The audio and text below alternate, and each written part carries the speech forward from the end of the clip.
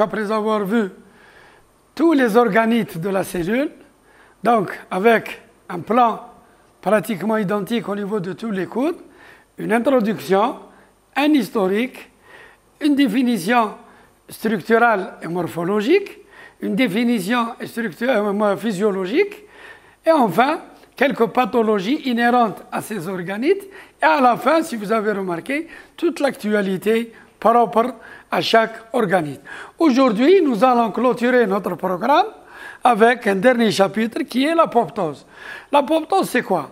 C'est une mort programmée des cellules, c'est une mort programmée des cellules au niveau de laquelle la cellule va franchir certaines étapes et elle va mourir. C'est pour cette raison qu'on dira l'apoptose, c'est la mort programmée des cellules, comme l'être humain. Un être humain, il est âgé de 90 ans, de 80 ans, il n'a aucune pathologie, il meurt.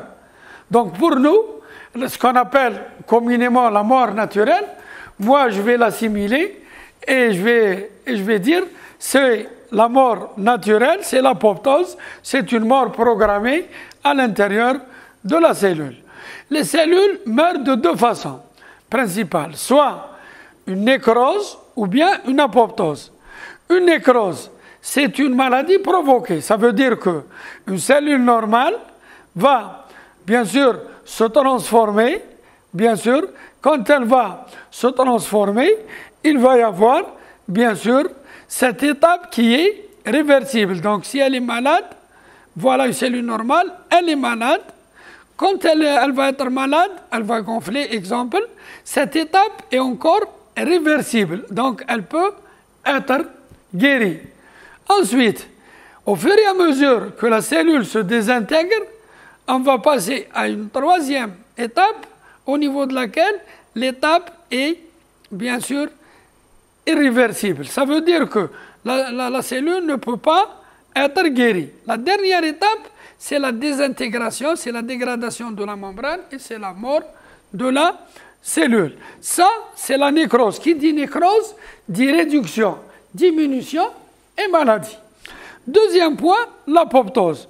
L'apoptose, c'est une autre paire de manches. Voilà une cellule normale qui va se condenser, qui va, bien sûr, se programmer pour, bien sûr, se fragmenter.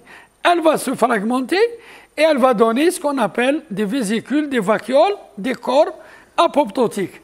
Ça veut dire que dans les deux cas, on converge vers la mort de la cellule. Sauf que dans la nécrose, la cellule, c'est une nécrose provoquée, c'est une pathologie. Par contre, dans l'apoptose, on voit que la cellule meurt par vieillissement, par dégénérescence. Voilà l'histoire de l'apoptose, comme je l'ai dit tout à l'heure. Elle a débuté, elle a été élucidée par Kerr en 1972. Ça veut dire qu'en 1972, il y a eu cette première idée concernant l'apoptose. Le terme apoptose fait référence à une chute programmée des feuilles au niveau de l'arbre, un goulot des feuilles apoptotiques. Ça veut dire que les feuilles, يبسوا في الأوطان في الخريف وطاحوا. Les cellules se désintègrent progressivement en donnant des corps apoptotiques et par conséquent, la cellule va mourir. D'où le terme apo, éloignement, ptose, chute. C'est dans les feuilles. La cellule, c'est la même chose. Si vous avez vu, si vous vous rappelez tout à l'heure du schéma, la cellule va se condenser, se fragmenter, et elle va donner des vacuoles ou bien des fragments apoptotiques. L'implication majeure en physiologie et en pathologie. C'est pour cela que quand on dit attention, il y a des cellules qui vont mourir, mais par programme. C'est comme un programme d'informatique. Donc, si la cellule a vieilli, si la cellule a perdu les gènes, si la cellule a pris beaucoup de substances glucidiques, à la fin, on dira que la cellule va mourir par une programmation génétique et une programmation du milieu dans lequel elle se trouve. L'apoptose ou mort cellulaire programmée. ça veut dire qu'on dirait qu'on a programmé la mort de la cellule, est un processus physiologique qui permet le maintien de l'homéostasie, c'est l'équilibre hydrique au sein de notre organisme cellulaire en éliminant les cellules inutiles ou dangereuses pour l'organisme. Ça veut dire que la mort programmée, cette mort programmée, chez un jeune ou bien chez une personne âgée est différente. Moi je dirais chez un jeune, c'est un moyen de renouvellement des cellules. Chez les personnes âgées, c'est que les cellules, le moyen de renouvellement ou la cadence de renouvellement diminue et par conséquent, la mort programmée des cellules va entraîner la mort de l'individu. Et comme en biologie aussi, on a ce phénomène. Ça veut dire ce qu'on appelle la sélection naturelle. Dans un troupeau de gazelles qui sont poursuivis ou bien chassés par un lion. Quelle est la gazelle qui est la plus touchée? C'est la gazelle la plus faible, la plus malade et qui ne peut pas fournir beaucoup d'efforts. Donc c'est une sélection naturelle. La même chose chez nous. Les cellules inutiles, les cellules malades, chez un individu normal, vont mourir par cette apoptose. Mais j'ai dit tout à l'heure que chez un individu jeune, c'est un renouvellement. Les cellules meurent, les cellules jeunes se renouvellent. Au fur et à mesure qu'on vieillit, le renouvellement diminue. Le renouvellement diminue. Par contre, le renouvellement diminue. Par contre, l'apoptose continue. Et c'est le vieillissement proprement dit.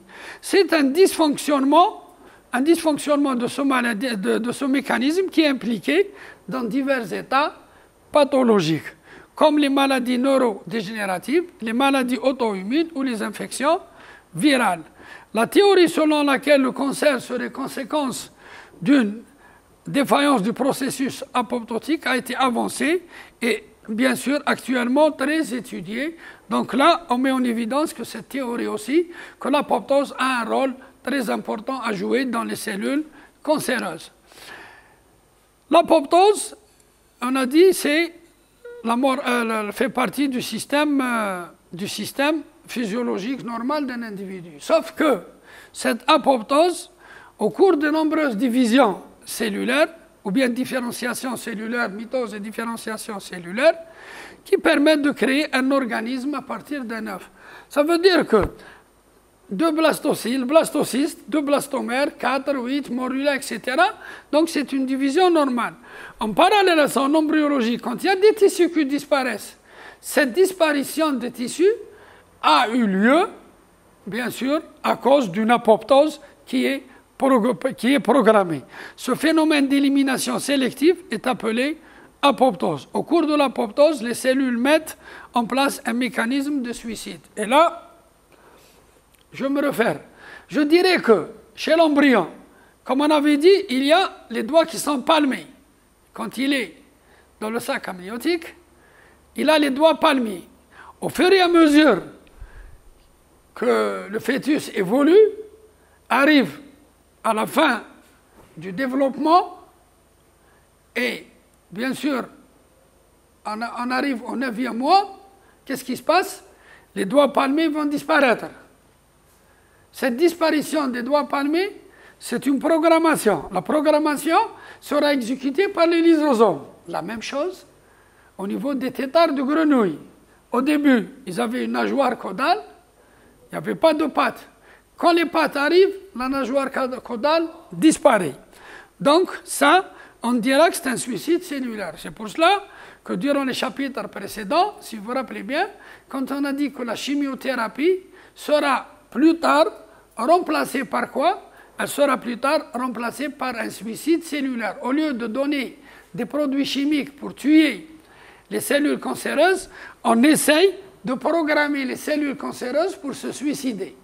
Et là, c'est un moyen mieux que la chimiothérapie, parce que la chimiothérapie, elle a aussi ses effets secondaires. La mort cellulaire par apoptose, ça c'est sous microscope, vous voyez qu'une cellule normale, et là on commence à voir les fragments apoptotiques de la cellule qui va mourir par apoptose. L'apoptose ou la mort cellulaire, sous contrôle. La mort cellulaire est nécessaire pour l'organisme. On a dit le renouvellement cellulaire. Donc il y a des cellules qui disparaissent, elles seront remplacées par de nouvelles cellules. Les cellules qui ont disparu, ce sont des cellules qui ont subi cette apoptose. Le moyen de contrôler le fonctionnement de l'organisme, ça veut dire qu'il y a un équilibre. S'il y a un déséquilibre, donc il y a des cellules qui sont malades, et ces cellules qui sont malades, si elles ne vont pas disparaître, automatiquement elles vont s'accumuler. Dans le développement embryonnaire, la formation des organes, des systèmes nerveux, exemple, ce que je disais tout à l'heure, les palmitules, les canaux de Müller chez les hommes, bon, les canaux de Müller et de Wolff, nous aurons l'occasion de les voir l'année prochaine, Inch'Allah, en histologie, deuxième année, et là, on mettra en évidence, bien sûr, la dégénérescence des canaux de Wolff ou bien de Müller. L'homéostasie tissulaire, élimination des cellules où il y a absence de signaux de survie. Donc il va y avoir ce qu'on appelle cet échange ou cette, si vous voulez, cette réversibilité de signaux de survie des cellules.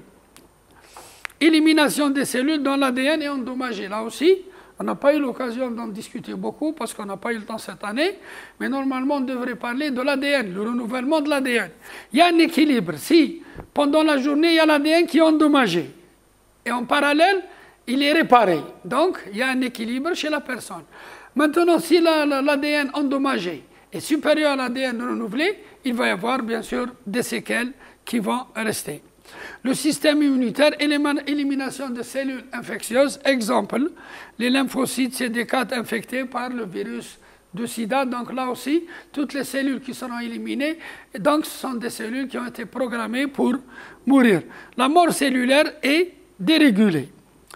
Bon, les défauts, c'est au niveau des cancers, au niveau des maladies du système immunitaire. L'excès, les maladies neurodégénératives comme l'Alzheimer et les maladies virales. Donc cela montre bien que cette apoptose a des avantages, a des inconvénients, a des points positifs, a des points négatifs. Du point de vue cytologique, en général, c'est des modifications morphologiques qui sont, la chromatine devient très dense et s'agrège en amas compact à la périphérie du noyau. Donc on a parlé tout à l'heure, on a dit qu'il y a deux types de chromatine. Il y a l'hétérochromatine et il y a le chromatine. L'hétérochromatine, elle est constitutive. Le chromatine, elle est claire et elle est active du point de vue transcription. L'hétérochromatine ne l'est pas. Donc si l'hétérochromatine devient très dense, automatiquement la cellule ne peut plus s'exprimer et là, elle devient bien sûr une cellule morte, une cellule fade, elle ne peut pas s'exprimer du point de vue transcription. Le cytoplasme se condense également, les membranes plasmiques et nucléaires forment des digitations et vont conduire à la formation de fragments nucléaires et cytoplasmiques. Et là, je dirais, ce sont les fragments cellulaires apoptotiques. Les fragments cellulaires apoptotiques, c'est ce qu'on appelle les corps apoptotiques ou bien les fragments apoptotiques. Ça veut dire que la cellule va se fragmenter en plusieurs parties et elle va diminuer, se condenser, durcir et par conséquent, elle va mourir. La nécrose. La nécrose, elle est considérée comme une mort cellulaire désordonnée. Elle survient suite, bien sûr, à des pathologies ou bien à des maladies. Du point de vue morphologique, on observe, comme on l'a vu tout à l'heure au niveau du schéma, un gonflement des organites et l'apparition des renflements membranaires.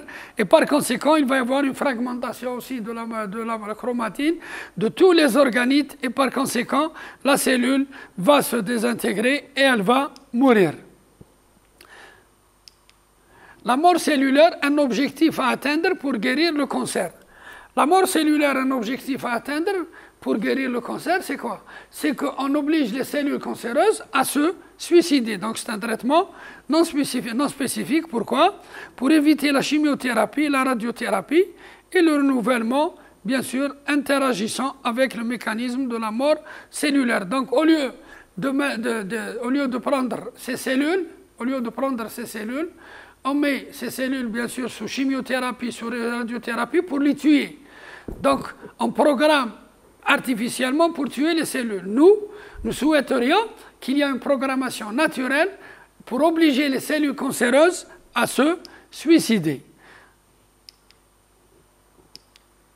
Voilà, cette mort cellulaire, c'est pour cette raison qu'on prend en général la mort cellulaire, qui est la mort programmée, au niveau de laquelle on va mettre en évidence la division cellulaire, parce qu'on sait pertinemment que la division cellulaire est un moyen efficace pour arrêter les cellules cancéreuses. Allez, quel est le moyen? Quel est la méthode? Quel est le processus? Quels sont les traitements cliniques, médicaux? Pourquoi? Pour arrêter la division cellulaire des cellules cancéreuses et laisser les cellules saines. Le prix Nobel de médecine pour l'apoptose ou bien la mort cellulaire programmée a été décerné en 2002, bien sûr à un Anglais et un Américain, pour leur découverte, c'est quoi? La régulation génétique de l'organogénèse et la mort cellulaire programmée. Et là, cette mort cellulaire programmée, elle va avoir sur des répercussions et les applications directes au niveau des cellules cancéreuses. Qu'est-ce qu'ils ont fait? Ils ont identifié les gènes clés qui régissent le développement, bien sûr, de l'organisme d'un ver de terre. Voilà, un Caenorhabditis elegans. Et la mort programmée de ces cellules a montré qu'il existe certains gènes analogues chez les organismes supérieurs, y compris l'homme. Donc c'est pour cela, nous, par exemple, dans les cellules cancéreuses, on va parler du MYC, MYC. On va parler de la protéine PC53. Mais eux, ils ont dit, voilà, on a trouvé les gènes chez un ver de terre, on va voir ce gène qui intervient dans la mort programmée, on va voir, puisqu'ils ressemblent à ceux de l'homme, on va les manipuler et on va trouver un moyen pour guérir, bien sûr, l'être humain des cellules cancéreuses et obliger les cellules cancéreuses à se suicider et à mourir. Je vous remercie pour votre attention. Donc, sur ce, c'est le dernier cours. J'espère que j'étais explicite. Si jamais vous aurez des questions, Inch'Allah, alors vous les transférez à votre délégué. Éventuellement, je vais rassembler toutes les questions et je vais essayer, bien sûr, de vous répondre par vidéo. Donc, je m'excuse pour cette année. Moi, je sais que ça a été un peu perturbé, parce que normalement, tous ces cours devraient se faire durant tout le deuxième semestre, à partir du mois de février jusqu'au mois de juin. Malheureusement, avec cette pandémie, donc on a essayé de vous donner l'essentiel. J'espère qu'on a accompli notre tâche, mais éventuellement, on restera toujours à la disposition de nos enfants, qui sont, avant qu'ils soient nos étudiants, ils sont nos enfants et nous sommes là pour eux et je suis là pour vous. Éventuellement, j'ai dit, si jamais il va y avoir une reprise, Inch'Allah, cette reprise sera prise en considération et je vous ferai bien sûr une révision générale concernant notre programme avant l'examen. Je vous remercie pour votre attention. Je vous souhaite un bon courage pour votre examen et j'espère aussi que vous serez à la hauteur. Et comme je vous connais, comme pour le premier examen, vous avez été à la hauteur, Inch'Allah, pour ce deuxième examen, vous serez Inch'Allah à la hauteur. Et je vous remercie et je vous souhaite un bon courage, mes enfants.